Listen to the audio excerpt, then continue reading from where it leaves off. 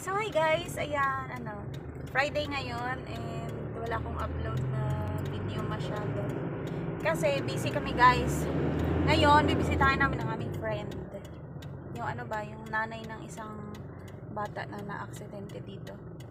Yung apat sila, yung tatlong magkakapatid tapos siya isa siya doon namatay anak niya. So bibisitahin namin siya ngayon.